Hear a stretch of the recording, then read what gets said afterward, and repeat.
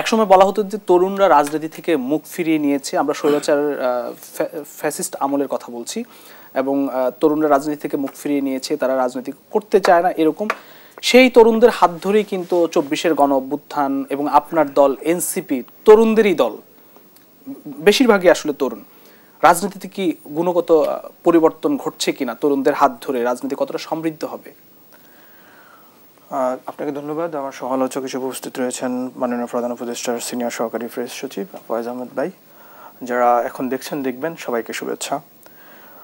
বাংলাদেশের ইতিহাস যদি আপনি দেখেন তাহলে ইভেন আপনার ব্রিটিশ বিরোধী আন্দোলন থেকে শুরু করে আমাদের স্বাধীনতা আন্দোলন 71, 75, 90, তার পরবর্তীতে 18, 13, যেই কোনো আন্দোলন, সেটা হোক আপনার সরকার বিরোধী আন্দোলন, সেটা হোক ফ্যাসিবাদ বিরোধী আন্দোলন, অথবা স্বৈরাচার বিরোধী আন্দোলন, অথবা একটা ভ্যাট বিরোধী আন্দোলন, নো ভ্যাট আন্দোলন যেটাকে বলি, অথবা নিরাপদ সড়ক আন্দোলন, যেখানেই বলেন না কেন তরুণদের স্পন্টেনাস একটা অংশগ্রহণ ছিল, এবং ছিল বলেই নানা সময়ে আমরা সেটাকে দেখতে পেয়েছি। বিভিন্ন সরকারি জনবিমুখ বিভিন্ন পদক্ষেপকে তরুণরা ঠেকিয়ে দিয়েছে। তো তরুণরা সবসময় রাজনীতি বিমুখ ছিল অথবা দীর্ঘ সময় রাজনীতি বিমুখ ছিল, এইটা ইনহেরেন্টলি সত্য নয়, বরং আই হেট পলিটিক্স জেনারেশনকে একটা ট্যাগ দিয়ে এটাকে একটা কনস্ট্রাকশন তৈরি করা হয়েছে, একটা কনস্ট্রাকশন করা হয়েছে যে এই প্রজন্ম রাজনীতিকে পছন্দ করে না, এই প্রজন্ম রাজনীতি বিমুখ, সুতরাং তাদের নিয়ে রাজনীতিতে তাদের নিয়ে আলোচনা করার প্রয়োজন নেই, অথবা তাদেরকে রাজনীতিতে বিবেচনা করার প্রয়োজন নেই। এটা একটা কনস্ট্রাকশন ছিল, এটা খুব সূক্ষ্মভাবে আমাদের সমাজে প্রতিষ্ঠা করা হয়েছে। কিন্তু আপনি যখন দেখবেন যে তরুণরা তো নয়, বরং হচ্ছে ছাত্ররা যারা ক্লাস 7, 8 পড়ে, তারাও যখন কোনো একটা রাজনৈতিক বিষয়ে সুযোগ পেয়েছে তখনই তারা কিন্তু তাদের আগ্রহ, তাদের পার্টিসিপেশন তারা দেখিয়েছে। আপনি নো ভ্যাট মুভমেন্ট দেখেন, তারপর হচ্ছে কোটা বিরোধী আন্দোলন দেখেন, এই সকল বিষয়ে তারা কিন্তু তাদের অবস্থান স্পষ্টভাবে ব্যক্ত করেছে। যেটা হয়েছে সেটা হয়েছে একটা ফ্যাসিবাদের করাল যে সাপ্রেশন, সেটা তো ছিল। দ্বিতীয় বিষয় হচ্ছে যারা পুরাতনপন্থী আমাদের সমাজে, যারা হচ্ছে পুরাতনকেই লালন করতে চান, নতুনকে গ্রহণ করতে তারা এখনো প্রস্তুত নয়, সেটা হোক নতুন চিন্তা, নতুন প্রজন্ম, নতুন ব্যবস্থা, তারা সবসময় এটাকে তরুণদেরকে এলিয়েনেট করতে চেষ্টা করেছে, যার ফলে ফ্যাসিবাদী ব্যবস্থা এবং আমাদের ফ্যাসিবাদ বিরোধী একটা অংশের অবস্থানও একইভাবে সার্ভ করেছে এই ন্যারেটিভকে, এই কনস্ট্রাকশনকে। আমরা যদি দেখতে পাই, আমরা যদি বিএনপির সময় যদি আমরা দেখি, তাহলে বিএনপি ছাত্রদল করে, এই ছেলেপেলে 20 বছর ধরে ছাত্রদল করতে হয়, তারপর 10 বছর আবার যুবদল অথবা স্বেচ্ছাসেবক দল করে, তারপর বিএনপিতে তাদেরকে রোল প্লে করার সুযোগ কখনো তৈরি হয়, কখনো তৈরি হয় না।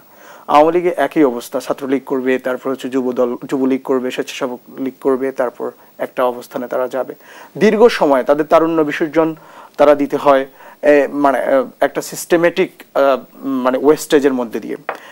তো এইটা শুধু কেবল এই যে ফ্যাসিবাদ বিরোধী অবস্থান এটাই না, বরং 15 বছর থেকে আপনি যদি চিন্তা করেন, সেখানে সাপ্রেশন যেমন ছিল, নির্যাতন নিপীড়ন যেমন ছিল, স্বাধীনতা যেমন ছিল না, তরুণদের রাজনীতিতে অংশগ্রহণের ক্ষেত্রে ব্যাপক চ্যালেঞ্জেস ছিল। একই সাথে এটা আমরা মনে করি এক ধরনের কনসেনসাসও ছিল পুরাতনপন্থীদের, যে তরুণদেরকে রাজনীতিতে আমরা অ্যাকসেপ্ট করব না বা তাদেরকে সুযোগ দিব না।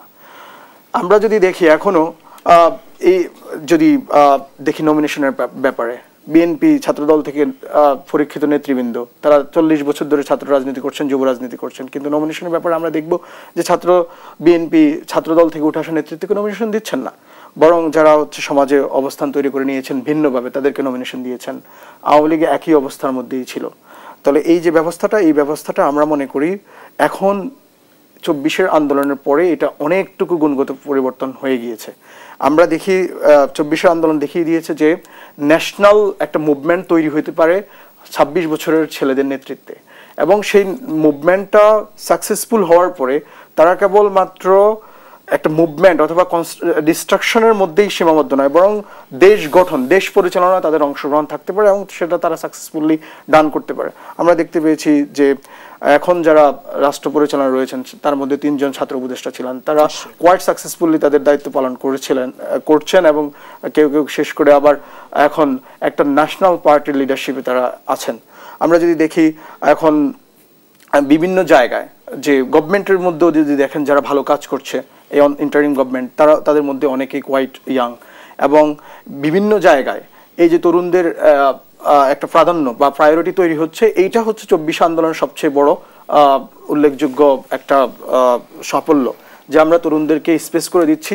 লোকদের মধ্যে যে একটা বিশ্বাস ছিল, বিশ্বাস বলতে যে একটা ধারণা ছিল সেটা যে আই হেট পলিটিক্স এবং তরুণদের মধ্যে পলিটিক্যাল সেই ক্যালিবার নেই অথবা সেই আগ্রহটা নেই, সেটা এখন মিথ্যা প্রমাণিত হচ্ছে। তরুণদের দিকে মানুষ দাবিত হচ্ছে, তরুণদের প্রতি মানুষ বিশ্বাস রাখছে এবং তারা মনে করছে যারা পুরাতনপন্থী তাদেরকে কাছে আর দেশকে ছেড়ে দেওয়া যাবে না। আর এটাই হচ্ছে আমাদের এনসিপির মূল শক্তি। আমরা যদি দেখি আমরা কেন এখনো নানা চ্যালেঞ্জেসের মধ্যে থাকার পরেও কেন আমরা এখনো আশাহত হই না, অথবা আমরা কেন ছেড়ে দিই না, আমরা কেন বারবার জনগণের কাছে ফিরে যাই? কারণ আমরা মনে করি বাংলাদেশের যে জনসাধারণ, এর মধ্যে বিশাল অংশ তরুণ। একটু আগে আলোচনা হচ্ছিল যে বাংলাদেশের মোট যে ভোটার, তার মধ্যে প্রায় 12 কোটি ভোটার মধ্যে হাফ অফ দ্যাম হচ্ছে ইয়াং বা তরুণ, যারা আমাদের সমবয়সী। তো আমরা তাদেরকে কানেক্ট করতে পারছি। যেভাবে আমরা গত 15 বছরে ফ্যাসিবাদ বিরোধী লড়াইয়ের বিভিন্ন পর্যায়ে আমরা স্কুল, কলেজ, মাদ্রাসা এবং বিভিন্ন প্রতিষ্ঠানের শিক্ষার্থীদেরকে কানেক্ট করেছি, চাকরিজীবী, মিডল ক্লাস এর তরুণদেরকে কানেক্ট করতে পেরেছি। 24-এ আমরা যে একটি গণ অভ্যুত্থান পরিচালনা করেছি অথবা গণ অভ্যুত্থান মধ্য দিয়ে গিয়েছি, সেখানে আমরা দেখেছি সাফল্যের মূল চাবিকাঠি ছিল তরুণদের হাতে। বৃদ্ধ বা পুরাতনপন্থীরা কিন্তু তখনও কম্প্রোমাইজ করতে সচেষ্ট ছিলেন। তারা কিন্তু 30শে জুলাই পর্যন্ত বিশ্বাস করতে পারেননি, কেউ 4টা আগস্ট পর্যন্ত বিশ্বাস করতে পারেননি যে একটা অভ্যুত্থান সম্ভব হতে পারে, শেখ হাসিনা পালিয়ে যেতে পারে, এই সরকারের পতন সম্ভব হতে পারে। তারা কিন্তু বিশ্বাস করেননি।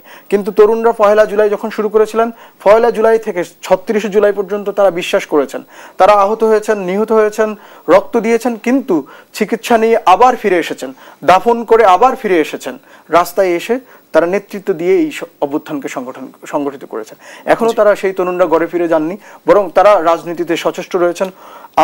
আমরা দেখতে পাই ইস্টাবলিশমেন্ট, যে সেই পুরাতনপন্থীরা কিন্তু আমাদের তরুণদেরকে আবারও ডিমোটিভেট করার জন্য, আবারও আমাদেরকে স্টিগমাটাইজ করার জন্য বিভিন্ন প্রচেষ্টা চালিয়ে যাচ্ছে। সেটা দেশের স্বার্থে আমরা মনে করি রুখে দেওয়া প্রয়োজন এবং আমরা সেটার জন্য সচেষ্ট রয়েছি। আমরা তরুণদেরকে চিন্তাগতভাবে নতুন একটি চিন্তা, সেই চিন্তায় আমরা তাদেরকে অ্যালাইন করতে চেষ্টা করছি। আমরা এনসিপি তরুণদের কাছে যাচ্ছি, আমরা ডোর টু ডোর যাচ্ছি মানুষের কাছে। আমরা মনে করি নতুন অভ্যুত্থান হলে বা গণ অভ্যুত্থানের পরবর্তীতে আমরা একটা নতুন সময় পেয়েছি, কিন্তু ব্যবস্থাটা এখনো পুরাতন রয়ে গিয়েছে। আমাদের যে 3রা আগস্টের 1 দফা, সেখানে আমরা বলেছি পুরাতন ব্যবস্থার বিলোপ এবং নতুন রাজনৈতিক বন্দোবস্ত, ফ্যাসিবাদী ব্যবস্থার বিলোপ। তো সেই রাজনৈতিক নতুন বন্দোবস্তের জন্য আমাদের চাই হচ্ছে নতুন চিন্তা এবং নতুন মানুষ। আপনি সেই মানুষ, 30 বছর পুরানো মানুষ, কিন্তু আপনার মধ্যে যেটা সংস্কার সঞ্চার হতে পারে সেটি হচ্ছে নতুন চিন্তা। সেই চিন্তাকে ইনজেক্ট করার জন্য, সেই চিন্তাকে নার্চার করার জন্যই আমরা রাজনীতিতে রয়েছি এবং আমরা ব্যাপক সাড়া পাচ্ছি। এনসিপি ব্যাপক সাড়া পাচ্ছে তরুণদের মধ্যে থেকে। আমরা মনে করি আগামী নির্বাচন খুবই একটি কি বলা যায়, অপ্রত্যাশিত ফলাফলের মধ্যে দিয়ে জাতির কাছে উন্মোচিত হবে। তরুণরা ক্যাপাবল, তরুণদের মধ্যে যে আবেদন রয়েছে সেটা সবাইকে কানেক্ট করতে পারে।